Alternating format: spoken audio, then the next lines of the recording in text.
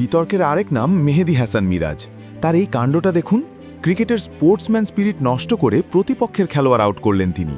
তার এমন কাণ্ডে বেশ বিরক্ত সালমান আঘা। তিনি হাতের ইশারায় বিরক্ত ঝাড়লেন, মুখ দিয়ে বাজে মন্তব্যও করলেন।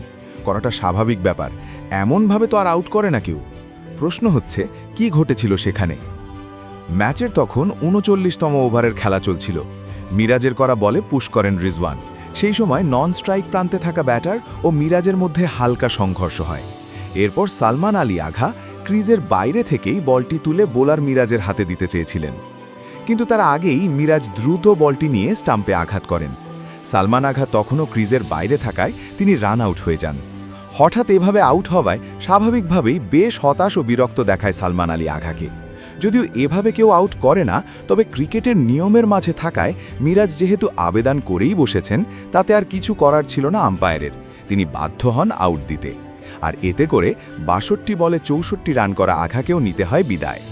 যদিও তিনি এমন আউট হওয়ায় বেশ বিরক্ত, বলতে চেয়েছিলেন স্পোর্টসম্যান স্পিরিটের কথা, তবে তার নিজেকেও তো জেনে রাখতে হবে ক্রিকেটের কি নিয়ম। তিনি বল তুলতে গিয়েছেন ঠিক আছে, তবে তার উচিত ছিল ক্রিজের ভেতরে থাকা। একজন সিনিয়র ক্রিকেটার ও টি-20 দলের অধিনায়ক হয়ে এমন জ্ঞান নেই তার? মিরাজের ওপর রাগ দেখানোর যুক্তি ঠিক কতটা, সেই প্রশ্ন তো থেকেই যায়।